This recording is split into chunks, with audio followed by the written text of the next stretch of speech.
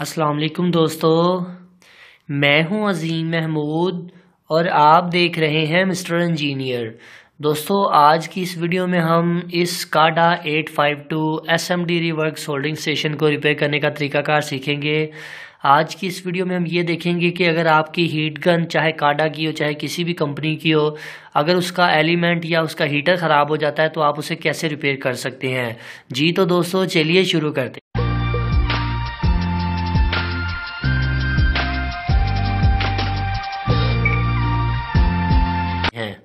जी तो दोस्तों, इस हीट गन में मसला ये है कि इसका जो सोल्डरिंग आयरन है वो भी ठीक तरह से काम कर रहा है और इसका एयर प्रेशर जो है वो भी काम ठीक तरह से कर रहा है, मगर हीटर में मसला आ चुका है। ये देखें, इसकी LED जो है वो ब्लिंक नहीं कर रही। तो ये इसमें ओवर वोल्टेज आने की वजह से इस तरह हुआ है। ये हीटर इसका काम नहीं कर रहा, बाकी सारे इसके फंक्शंस काम कर रहे हैं। अगर मैं आपको हवा दिखाऊं तो यहाँ पर आपको हवा की आवाज़ भी आएगी। तो उसके लिए मुझे करना ये होगा कि सबसे पहले इसके हीटर को चेक करना पड़ेगा कि आया इसका हीटर तो नहीं ख़राब हो गया। तो उसके बाद हम ये देखेंगे कि अगर इसका हीटर ठीक है, जिसे हम एलिमेंट कहते हैं, वो ठीक है, तो फिर हमें इसको खोलना पड़ेगा और इसे देखना पड़ेगा कि कहीं इस हीट गन के अंदर तो नहीं मसला हो गया। तो चलिए स्टार्ट करते हैं। सबसे पहले मैं इसका ये वाला जो नोज़ल आप इसे कह सकते हैं या इसका हैंडल कह सकते हैं, इसे खोलकर सबसे पहले मुझे चेक करना पड़ेगा कि इसका हीटर ठीक तरह से काम कर रहा है कि नहीं।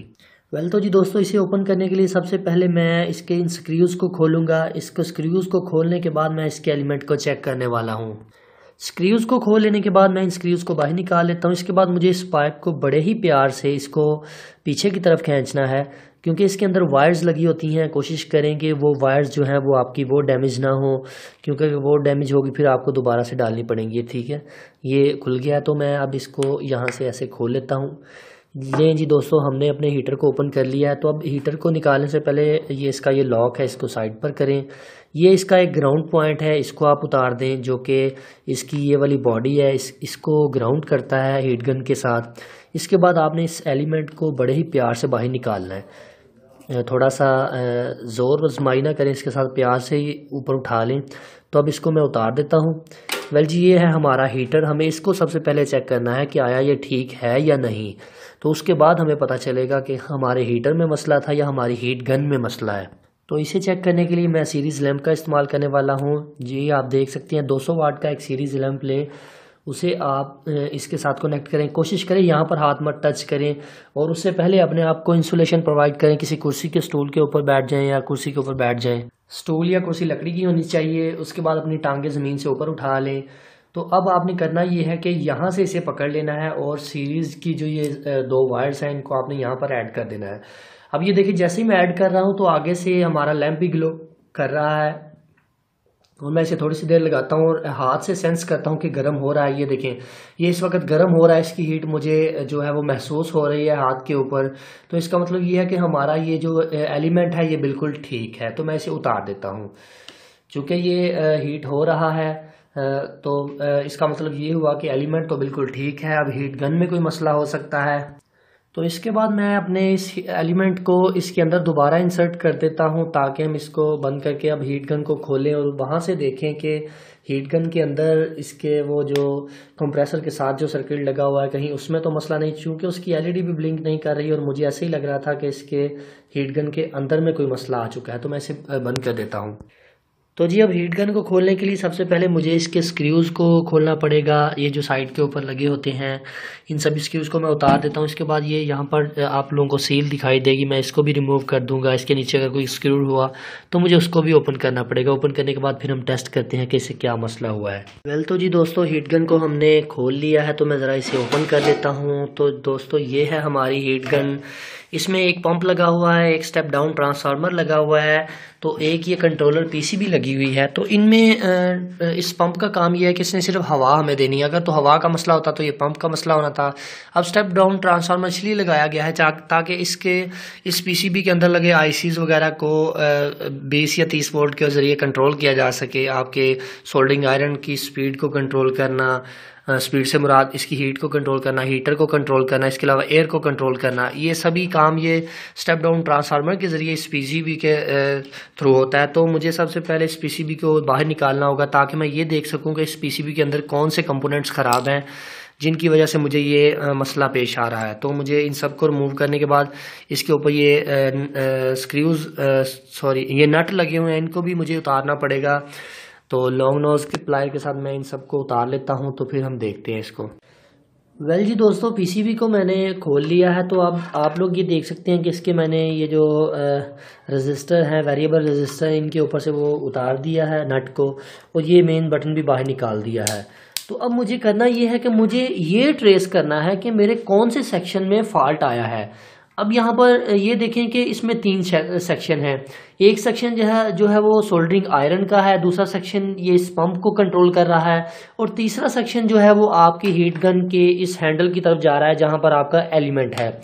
तो अब मुझे यहाँ पर देखना पड़ेगा, इसमें जो वायर्स हमने देखी थी वो दोनों ही रेड कलर की थी जब हमने इसे उतारा था, एक येलो थी और 2 रेड कलर की थी। वैसे भी इधर से आपको नज़र आ रहा होगा, ये देखें ये 2 रेड वायर बाहर से आ रही है ना, इसके अंदर से बाहर। तो आपने इसके पीछे पीछे चले जाना है, तो ये वायर्स आकर यहाँ पर टच कर रही हैं इधर। तो मुझे यहाँ पर ट्रेस करना पड़ेगा कि यहाँ पर मुझे कितने वोल्टेज मिल रहे हैं। तो इसको टेस्ट करने के लिए मैं अपने इस वोल्ट मीटर को मैं ज़रा वोल्टेज की रीडिंग के ऊपर शो करता हूँ। तो यहाँ पर एसी वोल्टेज को सिलेक्ट करें, सिलेक्ट वाला बटन दबाकर आपने एसी वोल्टेज को सिलेक्ट करना है, क्योंकि यहाँ पर हीटर के ऊपर हमेशा से ही एसी वोल्टेज होते हैं। तो ज़रा इसे यहाँ पर रख लेते हैं, तो मैं इसे फिक्स करता हूँ। अब मुझे यहाँ पर इसी सेक्शन के अंदर ये चेक करना है कि मुझे यहाँ पर कितने वोल्टेज मिल रहे हैं जो जैक मेरा हीट गन के नोज़ल की तरफ जा रहा है। तो मैं ज़रा बटन को ऑन कर देता हूँ। ठीक है, हमारी हीट गन ऑन हो चुकी है। तो अब मैं एसी वोल्टेज के ऊपर रीडिंग मैंने रखी हुई है, तो मैं ज़रा इसे यहाँ पर लगा देता हूँ। तो फिर हम ये देखते हैं कि यहाँ पर हमें कितने वोल्टेज देखने को मिलते हैं। ये देखें, यहाँ पर एसी वोल्टेज जो हैं वो बहुत ही कम है। तो इसका मतलब ये है कि जो दो वोल्ट मुझे मिल रहे हैं, तो जाहिर सी बात है इसके पीछे मुझे जाना पड़ेगा कि इसके पीछे कहीं पर मसला होगा। तो जब भी हीट गन को चेक करें या किसी भी सर्किट को चेक करें, उसे सीरीज़ में लगाकर चेक करें। इसके पीछे एक ये ट्रांजिस्टर लगा हुआ है, गालबन ये ट्रांजिस्टर ही है। अब मुझे इसको चेक करना होगा कि ये आया ठीक है। इसके बाद इसके अंदर कुछ रेजिस्टेंस लगी हुई हैं, ज़रा मैं आपको दिखाने की कोशिश करता हूँ। आप यहाँ पर गौर करें तो ये वाला जो ट्रांजिस्टर है इसके साथ कुछ रेजिस्टेंस लगी हुई हैं जो कि हीट अप हो रही हैं, ये वाली। इसके बाद एक आईसी लगा हुआ है, ये वेरिएबल है जिसके ज़रिए हमने इसको कंट्रोल करना है। तो इसके अलावा और भी यहाँ पर जीनर डायोड लगे हुए हैं, इन सभी को मुझे चेक करना होगा कि ये सभी ठीक हैं। तो ज़रा मैं इसे तसल्ली के साथ चेक कर लेता हूँ कि ये ठीक है। तो कोशिश करें जब भी आपका कोई भी इलेक्ट्रॉनिक्स का सर्किट हो तो उसे ट्रेस करने के लिए ठीक उसी के सेक्शन में पहुँच जाएँ जहाँ पर वो जा रहा है। जहाँ पर आपके जोन से सेक्शन में फॉल्ट आया आप उसी सेक्शन के ऊपर पहुँच जाएँ। चूँकि इस सेक्शन में फॉल्ट आया तो मैं इस ट्रांजिस्टर को चेक करूँगा, छोटे ट्रांजिस्टर को चेक करूँगा। इसके बाद ये यहाँ से होता हुआ ये इससे इसकी जो हीट है वो कम ज़्यादा होती है, तो मैं इस वेरिएबल को टेस्ट करूँगा। इसके साथ ये एक आईसी लगा हुआ है, मुझे इसके ऊपर भी डाउट है। इसके अलावा इसके साथ कुछ जीनर डायोड लगे होंगे, इसके अलावा कुछ रेजिस्टेंस होंगी, मुझे सभी को टेस्ट करना है। तो मैं ज़रा तसल्ली के साथ उन्हें टेस्ट कर लेता हूँ। वेल जी, सभी कंपोनेंट्स को चेक करने के बाद मैं इस नतीजे पर पहुंचा हूं कि इसके अंदर कोई भी कंपोनेंट मुझे ख़राब नज़र नहीं आ रहा। ये मैंने ट्रांजिस्टर को चेक किया, इसके साथ छोटे ट्रांजिस्टर्स को चेक किया, रेजिस्टेंसेस को चेक किया, वेरिएबल्स को चेक किया, सभी ठीक तरह से काम कर रही हैं। अब मुझे ये सारी चीज़ें ठीक लग रही हैं इस सेक्शन में, तो मुझे लास्ट पर फिर इस आईसी के ऊपर ही डाउट रह जाता है, क्योंकि आईसी जो भी होता है इसे हम इंटीग्रेटेड सर्किट कहते हैं। इसके अंदर काफ़ी ज़्यादा पार्ट्स लगे होते हैं, इसे हम चेक नहीं कर सकते। इसे हम तब्दील करके ही चेक कर सकते हैं कि आया इसमें फॉल्ट है कि नहीं। तो ज़रा इसके नंबर को चेक कर लेते हैं। तो ये जो इसका नंबर है वो 555 है। इसका जो नंबर है वो NE555P है। तो 555 आईसी का आपको पता होना चाहिए कि ये एक टाइमर आईसी होता है जो कि आपकी इस वाली एलईडी को ब्लिंक भी करवाता है ऐसे ऐसे, और इसके साथ आपके सर्किट को ऑन ऑफ करने के लिए इस्तेमाल होता है। ये एलईडीज़ वगैरह के सर्किट में इस्तेमाल होता है, जो 220 वोल्ट वाली एलईडीज़ होती हैं उन या किसी और सर्किट में ऑन ऑफ करवाने के लिए, स्विचिंग के लिए इस्तेमाल होता है। तो ये काफ़ी ज़्यादा जगह पर इस्तेमाल होता है। तो मुझे इसके ऊपर डाउट है, क्योंकि इसमें शॉर्टेज हो सकती है, तभी हमारे प्रॉपर वोल्टेज ऊपर नहीं जा रहे। तो मुझे इसको ओपन करना पड़ेगा, इसको ओपन करके बाहर निकालना पड़ेगा। तो ज़रा मैं आपके सामने इसे ओपन करता हूँ। इसे उतारने के लिए हम शील्ड वायर का इस्तेमाल करने वाले हैं। तो इस शील्ड वायर के साथ मैं ज़रा इसे ओपन कर देता हूँ। शील्ड वायर को थोड़ी सी देर लगा कर रखें, तो ये देखें खुद से ही उसे सक कर लेगा। यहाँ पर आप शक्कर भी इस्तेमाल कर सकते हैं, ये आपके ऊपर डिपेंड करता है कि आप कौन सी चीज़ आपको सूट है वो आप वो यूज़ करें। तो ज़रा मैं इसे निकाल लूँ बाहर, तो फिर देखते हैं इसका। वेल जी दोस्तों, हमने इस 555 आईसी को बाहर निकाल लिया है। तो अब मैं इसकी जगह पर रिप्लेस करने वाला हूँ एक नया आईसी, जो कि वो उसका नंबर भी सेम होना चाहिए जिस तरह के इसका नंबर था। इसका नंबर था NE555P, तो मुझे इसकी जगह पर न्यू NA555P वाला आईसी ही लगाना पड़ेगा, क्योंकि इसका नंबर बहुत बारीक है, आपको ठीक से नज़र नहीं आएगा यहाँ पर। तो मैं अब इसे इंसर्ट कर देता हूँ। ये आपको 10 रुपये का मार्केट से मिल जाता है, इसकी प्राइस सिर्फ 10 रुपये है। तो 10 रुपये का ये 555 आईसी है। तो इसे अब जब इसके अंदर मुझे लगाना है तो इसकी पोलैरिटी का मुझे ख्याल रखना पड़ेगा कि कौन सी साइड पर इसे लगाना है। चूंकि इस साइड के ऊपर टक लगा हुआ है, कट लगा हुआ है, तो मुझे इस साइड को कट वाली साइड के ऊपर ही रखना पड़ेगा। आप यहाँ पर देख सकते हैं जहाँ पर हमने इधर भी 17555 लिखा हुआ है, तो इधर मुझे इसको लगाना है। तो ये देखें इधर भी छोटा सा टक लगा हुआ है, तो इसको बिल्कुल ठीक तरह से इसके ऊपर जो टक वाली साइड है वो टक वाली साइड की तरफ ही आनी चाहिए। टक से मुराद कट है। तो जी ठीक है, मैं इसे इंसर्ट कर देता हूँ। ठीक है, ये इंसर्ट हो चुका है। अब मुझे इसकी 1 या 2 पिन को थोड़ा सा मूव करना पड़ेगा ताकि ये आईसी दोबारा से गिरे ना। तो मैं इसको अच्छी तरह से सोल्ड कर दूं।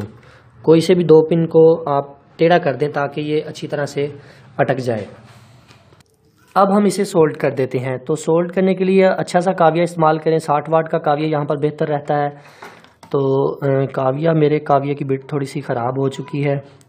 वेल ये जो तरीका मैं आपको बता रहा हूँ इतनी डिटेल के साथ आपको कोई नहीं बताएगा, और ना ही कोई आपको कारीगर इस हीट गन को रिपेयर करने का तरीका बताएगा। क्योंकि जब भी आपकी हीट गन ख़राब होती है, ज़्यादातर उसमें एलिमेंट का मसला होता है, आप उसे चेंज कर देते हैं तो ठीक हो जाती है। मगर जब इस तरह के फॉल्ट आ जाएं तो कोई भी कारीगर आपको नहीं बताता कि ये इसे कैसे रिपेयर किया जाता है। और वो इस ऐसे फॉल्ट्स के आपसे ढेरों चार्जेस ले लेते हैं कि मसलन इस छोटे से फॉल्ट का आपसे 1000 रुपया भी ले सकते हैं, 500 रुपया भी ले सकते हैं, हालांकि उन्होंने सिर्फ 10 रुपये लगाने हैं इसके ऊपर। तो चलें अब हम टेस्ट करते हैं फाइनल, क्योंकि हमने इसे लगा दिया है तो हम इसे देखते हैं फाइनल इसे लगा कर क्या है, हमारा ठीक तरह से वर्क कर रहा है कि नहीं। तो मैं इसकी पीसीबी को सीधा कर देता हूँ। वेल जी दोस्तों, अब बारी आ जाती है इसे फाइनल टेस्ट करने की। तो ज़रा मैं इसे थोड़ा सा सीधा करके इसे ऑन करता हूँ, तो फिर देखते हैं। ये देखें जैसे ही मैं इसे लगा रहा हूँ तो series bulb bar bar on off हो रहा है, और हमारी जो एलईडी ये वाली थी ये पहले ऑन नहीं हो रही थी, अब ब्लिंक भी कर रही है। तो आप यहाँ पर परेशान मत होना कि ये यार ये इस तरह से ब्लिंक क्यों कर रहा है जब आप इसे ऑन करते हैं आप इसके एलिमेंट को, क्योंकि इसका एलिमेंट ज़्यादा वाट का होता है, इस वजह से वो इस तरह से ब्लिंक कर रहा है।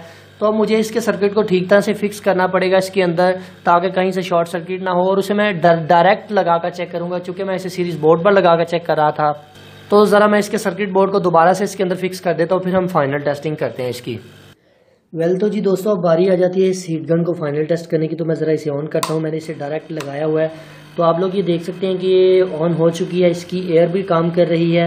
और ये देखिए जब मैं इसकी हीट को ज़्यादा करता हूँ तो ये हीट की एलईडी जो है वो ब्लिंक करना शुरू हो चुकी है।